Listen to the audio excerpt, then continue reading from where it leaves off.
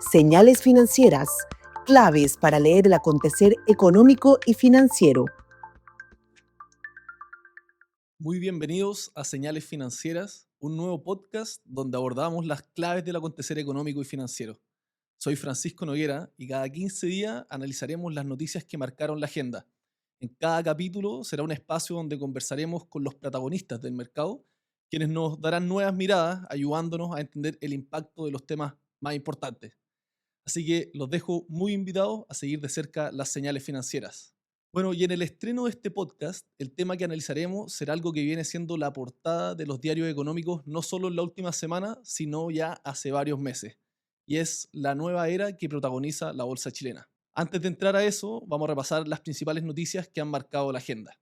En temas internacionales, tras la reunión de Jackson Hole el viernes pasado, el mercado recibió con bastante optimismo las palabras del presidente de la Fed, Jerome Powell, quien dio señales bien claras de un recorte de tasas en la próxima reunión de septiembre. Pero ahora la atención alrededor de la Fed se trasladó a otro flanco bastante importante, que es su independencia. El presidente Trump está buscando destituir a la gobernadora Lisa Cook de la Fed por presuntas declaraciones falsas de esta gobernadora al momento de solicitar su hipoteca. Pese a que Cook respondió que el presidente no tiene la autoridad para destituirla, el gran tema detrás de esto es las presiones de Trump que significan una escalada sin precedentes en la historia reciente de la mayor economía del mundo. Y al parecer, el presidente está dispuesto a cruzar los límites para conseguir esa mayoría en el comité responsable de fijar las tasas de interés en Estados Unidos. En cuanto al sector corporativo, el gran anuncio de esta semana fueron sin duda los resultados de la mayor empresa fabricante de chips con un gran peso en el S&P 500 y en el Nasdaq. Hablamos de Nvidia. La firma que mueve las agujas de Wall Street y de la renta variable mundial reportó un trimestre levemente sobre las expectativas del mercado, y pese a eso, la gran duda de los inversionistas se centró en su desempeño hacia adelante en medio de la escalada de la guerra comercial. Y en el plano local, vimos principalmente la renuncia del ministro de Hacienda, Mario Marcel. La principal tarea que le dejó a su reemplazo, Nicolás Grau, no es menor, ya que Grau deberá presentar ante el Congreso el presupuesto fiscal del próximo año. Y los últimos días también vimos noticias positivas para la economía chilena, y en particular podríamos decir para la inversión. La semana pasada, el Banco Central informó que el PIB creció 3,1% en el segundo trimestre respecto al mismo periodo del año anterior, una cifra sobre lo esperado. Pero el dato que más llamó la atención fue el incremento de 5,6% de la inversión, su mejor registro en 3 años. En el Banco Central y el mercado ya se está hablando de un punto de inflexión para el país. Y en cuanto a las noticias bursátiles locales, vimos que la TAM superó a Banco de Chile como la mayor empresa en capitalización bursátil. Ahora el podio de los 14.000 millones lo disputan la aerolínea, el banco y también Falabella. Veremos cómo sigue evolucionando esta historia. Y por otro lado, los resultados del segundo trimestre de empresas siguen avanzando con un tono positivo. Aproximadamente la mitad de las firmas IPSA han superado las proyecciones de ganancias que pronosticaba el mercado, y alrededor del 70% ha superado también los ingresos. Y bueno, con eso damos pie al tema principal de este capítulo. Estuvimos conversando con Sebastián Ramírez, gerente de acciones chilenas en la Reinvial, un entrevistado con 15 años de experiencia en el mercado que suma 8 premios Salmón en su trayectoria y, por supuesto, grandes rentabilidades. Bueno, Sebastián, el IPSA ha rentado casi un 38% durante los últimos 12 meses, y de mantenerse esta cifra al cierre del año, cerraríamos con el mejor desempeño de los últimos 15 años para la bolsa chilena. Un poco entender qué nos llevó a esta situación. Son una combinación de factores. Yo creo que el primer factor, y quizá el que menos se discute, es el punto de partida. Yo creo que la gente olvida lo nocivo que fue para el mercado local la pandemia, el estallido social y los retiros de fondos de pensiones que generaron una contracción del mercado financiero y una caída en las valorizaciones de las empresas que provocó como efecto de segunda vuelta que en la recuperación los puntos de partida de valorizaciones de las empresas fueran tan bajos que en general, manteniendo un nivel de crecimiento saludable como el que han mostrado, pudieran entregar retornos muy atractivos sin terminar quedando demasiado caras. De hecho, si tú miras en 3 años compuestos, la bolsa ha rentado más de un 100%, y aún así el mercado está tradeando a 10, 11 veces precio-utilidad. Entonces, yo creo que lo que explica esto es que no tanto que las empresas lo estén haciendo tan espectacular, sino que veníamos desde un nivel tan bajo de confianza y tan baja de valorizaciones que hoy día con una normalización de esa situación vemos que las compañías valen bastante más. Justamente en ese punto, ¿cómo saber si ya estamos en niveles caros o no caros? Porque al mirar, por ejemplo, el precio de utilidad de que están transando el IPSA, ya está sobre el promedio de los últimos 5 años, pero aún hay cierto espacio respecto a la historia. Obvio, es una discusión que hemos tenido bastante con nuestros clientes. Nosotros somos de los que creemos que los siguientes 5 años de Chile se parecen menos a los últimos 5 años y se parecen más a lo que han sido los últimos 15 años de Chile. Y en ese sentido, no creemos que nos vamos a ir de un día hacia otro a lo que solía transar el mercado en los niveles previos al estallido social, pero sí creemos que pensar que las valorizaciones de las compañías de los próximos 5 años deberían reflejar un escenario como fue el COVID, un escenario como fue el estallido social y un escenario como fue la fuerte subida de tasas que observamos en el 2022 como el escenario base. Lo vemos que las compañías transitaron por un contexto súper difícil y complejo, y en ese sentido creemos que las valorizaciones de ese momento, en los últimos 5 años, reflejaron esa situación y hacia adelante vemos que las cosas van mejorando. De hecho, como de las cosas más macro que he podido observar, el crecimiento de los últimos 5 años se parece más en torno a un 1% y el crecimiento que estamos observando en las últimas cifras se acerca más al 2, 2,5%, convergiendo hacia lo que ha sido el crecimiento como tendencial que dicen varios economistas y está dentro de las proyecciones de Hacienda para el presupuesto estructural. En ese sentido, ¿hacia dónde están proyectando la bolsa en términos de múltiplos de valorización y en términos de precio? Nosotros creemos que hoy día la bolsa está transando entre 10 a 11 veces precio-utilidad y creemos que hacia adelante pasan un par de cosas. La primera es que creemos que el consenso, o en general los analistas han sido conservadores en ir ajustando hacia el alza la utilidad en los sectores y en las empresas que están andando bien. Entonces, uno mira las empresas de los centros comerciales, uno mira las empresas de retail, uno mira algunas empresas de consumo y sus negocios están andando de manera súper sólida, con buenos crecimientos prospectivos hacia adelante, y en ese sentido creemos que el mercado, lo que hemos visto en el corto plazo, cree que es más bien una anomalía y converge hacia algo más bajo hacia adelante, y nosotros no compartimos esa visión. Entonces, ¿qué nos pasa? Que no solo vemos que estas valorizaciones de 11 veces precio-utilidad son bajas con respecto a la historia. Si uno mira en el pasado, antes del estallido social, la bolsa solía transar a 16 veces precio-utilidad. Nosotros creemos que algo entre las 13, 14 veces es alcanzable en los próximos 2, 3 años. No es algo que va a pasar de un día hacia otro. Pero además creemos que el crecimiento de las compañías está mostrando ser un poquito más sólido, y además estamos viendo un empuje de una reactivación de lo que está pasando en Colombia, en Perú, en Argentina, donde las compañías que nosotros invertimos tienen exposición relevante y esos países están andando de menos a más. Chile ha mostrado esta recuperación incipiente y vemos que Perú, Colombia y Argentina, incluso Brasil, de alguna manera están mostrando algo similar, y creemos que las compañías en las que estamos invertidos van a ser capaces de capturar eso. Entonces, en simple, nosotros creemos que hay un espacio de revalorización de múltiplos, pero más interesante que eso, hay un espacio en que las compañías reporten mejores números que lo que la gente cree. Y en ese mundo es donde nosotros jugamos más.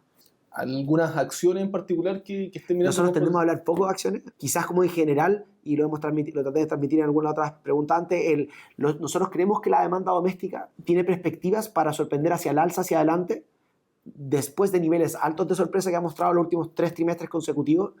Y yo creo que todo el mercado y los analistas del sell side están trabajando con una reversión hacia la media o una caída de números en 2026-27 que nosotros no compartimos tanto. Vamos a ver quién tiene razón, pero yo creo que lo que nosotros observamos es que si nuestro escenario se da en lo correcto, todavía queda espacio para que las compañías que han sido las ganadoras en los primeros 8 o 9 meses del año sean las ganadoras de los siguientes 2 a 24 meses. Nosotros tendemos a mirar un horizonte de 24 meses más que uno de 2 o 3 meses, entonces tú me preguntas cómo va a cerrar el año y yo no tengo idea. Creo que la gran gracia de la bolsa chilena hoy es que uno puede encontrar compañías que pagan buen dividendo todavía, a pesar de la fuerte alza, algunas que todavía crecen en torno al doble dígito, quizá un poco por abajo, pero por ahí, y combinarlos con un punto de entrada en valorizaciones que no estamos pagando caro por esa combinación de dividendo y crecimiento. Y eso es lo que nos tiene a nosotros positivo, es que todavía uno puede ver retornos de doble dígito en la bolsa para los próximos 2 años sin tener que ser muy agresivo en que hay crecimiento en múltiplos o hay algo que sea muy estructural.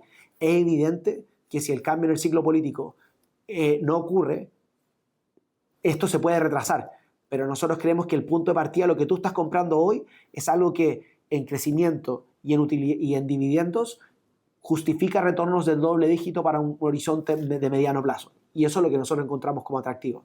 En cuanto a los sectores, tu estrategia de inversión, Sebastián, ha visto con cierta cautela el reciente repunte que está teniendo los precios del litio. ¿Cómo sigue esa visión? Nosotros, quizá a contrapelo, gran parte de la industria fuimos de los primeros de disminuir nuestra exposición de manera importante y hemos reevaluado constantemente lo que ha pasado en el último plazo. Quizás para los que no están tan familiarizados, desde finales de junio de este año, los precios del litio han rebotado un 50% y las acciones han rebotado un 70% en general de las compañías que están en el sector. Entonces, claramente ha habido un repunte significativo. Todo este repunte hace que el precio del litio esté recién 5 a 10% por sobre el comienzo de año y las acciones 5 a 10% por sobre también. O sea, como para entender, las acciones habían caído mucho y han rebotado mucho después de haber caído bastante. ¿Qué es lo que creemos nosotros? Ha habido mucha especulación en relación a una serie de medidas que está haciendo el gobierno chino, marcadas todas dentro de un programa que se llama Anti-Involution, que busca básicamente en los sectores donde había mucha sobrecapacidad y mucha competencia en precios, disminuir eso de tal manera de hacer que las empresas en esas industrias recuperen sus márgenes. Nosotros creemos que para la industria del litio o para la industria de la celulosa en particular, dos commodities que Chile exporta mucho, las dinámicas propias no son muy positivas en el horizonte de 18 a 24 meses que nosotros observamos. Y si bien no creíamos que los precios de largo plazo del litio fuesen $8.000 como fue en el bottom, tampoco creemos que vayan a ser $15.000 o entre $13.000 y $15.000, que es lo que creemos que el mercado tiene implícito hoy.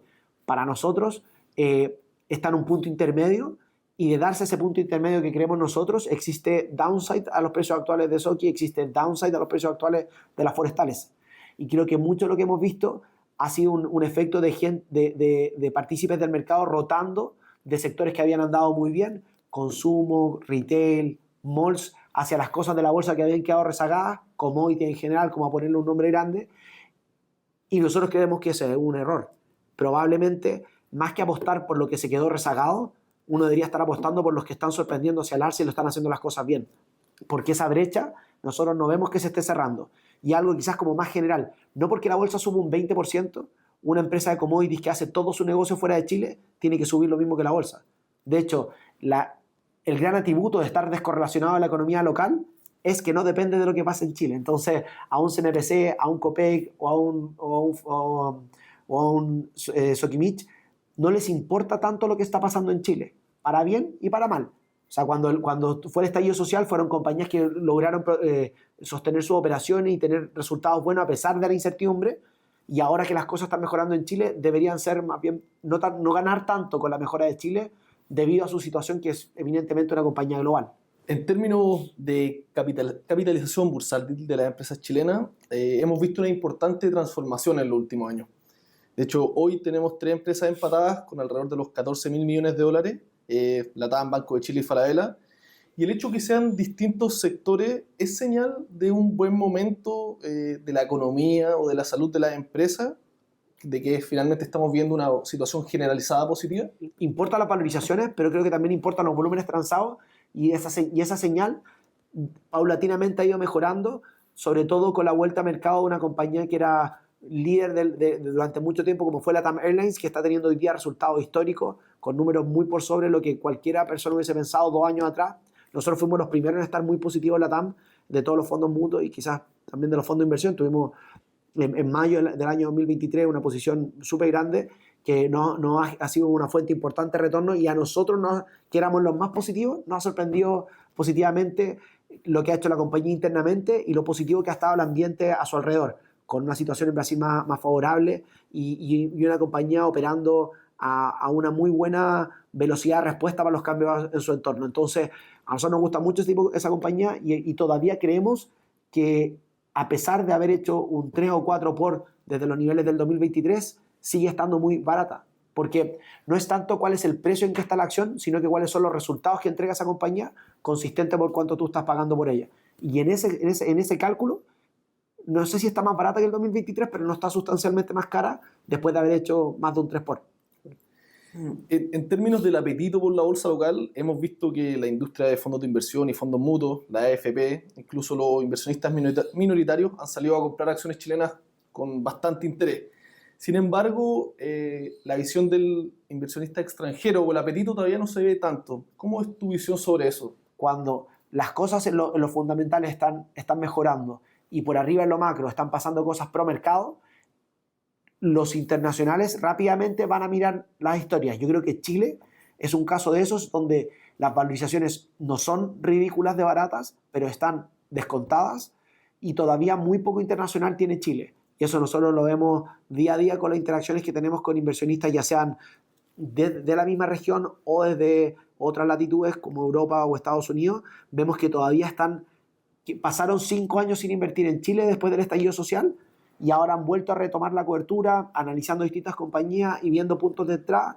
En general, Chile en el papel no parece tan barato, pero cuando uno mira un horizonte de 2 3 años y cree una aceleración del crecimiento, empieza a verse muy atractiva la historia. Sebastián, muchísimas gracias por estar con nosotros en el primer capítulo de Señales Financieras. Bueno, y en cuanto a la agenda que marca los próximos días, en Estados Unidos, la próxima semana tendremos el ISM manufacturero y el de servicios. El miércoles veremos las ofertas de empleo, que será la antesala del gran dato de la semana que llegará el viernes, las nóminas no agrícolas y la tasa de desempleo de Estados Unidos. Mientras tanto, en Europa se conocerá la inflación preliminar y la tasa de desempleo, y en Chile el lunes será el IMASEC, mientras que en el sector corporativo veremos las últimas empresas IPSA reportar sus resultados del segundo trimestre. Eso es lo que va a venir, y para saber cómo posicionar los portafolios en medio de este escenario, estamos con Ariel Nachari, jefe de estrategias de inversión Esura Investment. ¿Cómo estás, Ariel? Hola Francisco, muy bien, ¿y tú? Muy feliz de estar acá. Qué bueno. Bueno, Ariel, la primera pregunta es pensando en la próxima semana en los datos de empleo. En el mes de agosto, la gran corrección de cifras fue justamente el empleo. Entonces, ¿cómo están mirando más o menos lo que va a venir la próxima semana?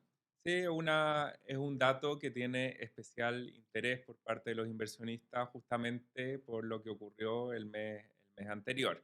Vamos a ver si se confirma esta tendencia de una desaceleración en el mercado laboral norteamericano o solamente fue un escollo en el camino a raíz de los aranceles que se aplicaron durante el segundo trimestre. Cabe señalar que a pesar de que tuvimos esas cifras negativas, el mes está cerrando de manera bien positiva para los mercados en general, muy impulsado por todo lo que vino después. Datos muy positivos en lo macroeconómico, una economía norteamericana que sigue estando muy resiliente y sobre todo un sector corporativo que la está rompiendo. O sea, una temporada de resultados corporativos del segundo trimestre que superó ampliamente las expectativas que tenía inicialmente el mercado, con aranceles que todavía no impactan de manera tan profunda ni a los márgenes de estas mismas compañías ni a la inflación. Por lo tanto, el escenario para las inversiones sigue siendo bastante benigno. Por lo tanto, va a ser importante sí, lo que pase en la próxima semana con los datos de empleo, pero en general la dinámica sigue siendo bien favorable en términos macroeconómicos. Justamente comentabas de la resiliencia que ha tenido Estados Unidos y vemos que el presidente Donald Trump sigue anunciando aranceles. Vimos el aumento de tarifas que empezó a regir en India y vemos una economía de Estados Unidos que se ha mantenido estable. ¿Cómo entender eso y al mismo tiempo cómo proyectar cuándo va a venir este golpe o si va a venir o no finalmente? Esa es la pregunta que se hace prácticamente todo el mercado. Hay que aterrizar un poco las cifras y lo que hemos visto en estos últimos 4 meses han sido acuerdos. O sea, ha sido un gobierno de Estados Unidos dispuesto a negociar. Si comparamos la base arancelaria hoy, finales de agosto, con lo que se anunció ese 2 de abril, vemos que la mayoría de los países están un peldaño por debajo de lo que se había anunciado. Vemos compañías que se adelantaron, importando mucho durante el primer trimestre, por lo tanto no han tenido que traspasar eso a precio necesariamente y el consumidor final no se ha visto muy expuesto a los aranceles. Lo que vamos a ver en esta última parte del año va a ser precisamente eso, cómo permean finalmente los aranceles en las compañías. La decisión de las compañías va a ser si traspasar a precio o ajustar sus márgenes hemos visto en esta temporada de resultados que hay espacio para comprimir algo de margen sin afectar al consumidor final, pero estamos muy atentos a ver cómo evolucionan las expectativas de crecimiento, cómo se traspasa esto a la inflación y finalmente cuál va a ser la reacción de las compañías. Más que mal estamos hablando de que el nivel general de aranceles se va a estabilizar entre un 15 y un 20%. Eso es un nivel que no veíamos desde los años 30 o años 40. Por lo tanto, algún tipo de impacto en la economía va a tener, pero se están dejando afuera los escenarios más negativos que se proyectaban en abril, que era el de una recesión en Estados Unidos, una mantención de tasas por parte de la Fed por mucho más tiempo. Por lo tanto, nosotros estamos con una visión que sigue privilegiando los activos de riesgo. Claro, justamente eso te iba a preguntar, toda esta visión más o menos de lo que va a venir, ¿cómo se traduce en estrategias de inversión? ¿Cómo los inversionistas tienen que posicionar sus portafolios? Sí, acá lo más importante va a ser primero el perfil de cada inversionista, el horizonte de la inversión, ajustarse a estos plazos y a estos perfiles, pero dentro de cada perfil hay una cancha. Y dentro de esa cancha sí estamos con una visión más pro riesgo. Creemos que la renta variable le va a seguir yendo mejor que a la renta fija. La renta fija, sobre todo la de mayor plazo, puede verse afectada por volatilidad en las tasas de interés y dentro de la renta variable tenemos una sobreponderación en mercados como Estados Unidos y también Asia emergente. Nos gusta bastante. De hecho, hemos visto un Treasury de a 30 años casi tocando el 5%. Es algo, ¿cómo está monitoreando más o menos esa cifra? Ahí hay varios temas. Tenemos los temas de inflación y cómo eso va a permear en la política monetaria, pero tenemos temas mucho más estructurales. Tenemos noticias de un presidente de Estados Unidos que ataca la independencia de la Reserva Federal y eso hace que la percepción del inversionista sea un país más riesgoso.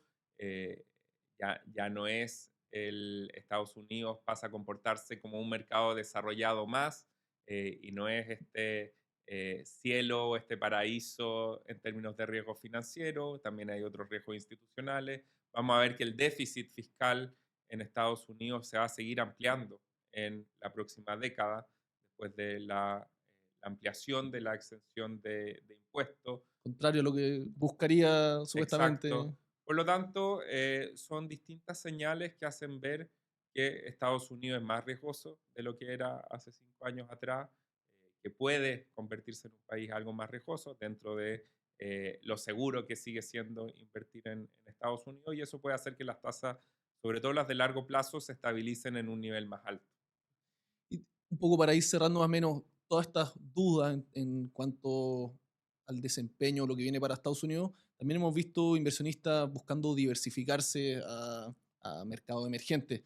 ¿Cuál es la estrategia ahí más o menos que ustedes recomiendan? ¿Qué países están viendo y qué clase de activos justamente en esas regiones? Perfecto. Sí, la diversificación es una tendencia que está marcando todo este 2025 y que nosotros también recomendamos. Nos gusta bastante Estados Unidos, pero sí aquellos inversionistas que están sobreconcentrados en dicho mercado tienen que buscar otras opciones. Ahí dentro de mercados emergentes tenemos una preferencia por Asia emergente sobre Latinoamérica. Creemos que los estímulos en China están generando un piso tanto en la crisis inmobiliaria, en la crisis de confianza. Creemos que el consumo se va a seguir recuperando y creemos que dentro de los desarrollados, Europa está en un pie, en un peldaño por sobre Japón, por ejemplo. Por lo tanto, si tuviese que decir un orden para esta diversificación, sería primero Asia emergente, después Europa y después mirar mercados como Latinoamérica o Japón en términos globales. Y el inversionista local creemos que de forma estructural tiene que tener exposición a renta variable local, que ha tenido una recuperación bien relevante en los últimos años y donde todavía vemos oportunidades. Bueno, muchísimas gracias, Ariel, jefe de estrategias en Sura Investments, por entregarnos las claves que marcarán las próximas semanas y cómo posicionar los portafolios. Gracias, Francisco. Muy bien. Con esto nos despedimos del primer capítulo de un programa donde viernes por medio profundizaremos las claves de los mercados. Pueden escucharnos en Spotify, YouTube y df.cl. Los dejo muy invitados a seguir de cerca las señales financieras. No se pierdan el próximo episodio donde tendremos un invitado muy especial. Lo esperamos. Señales Financieras, un podcast de Diario Financiero en alianza con Sura Investments.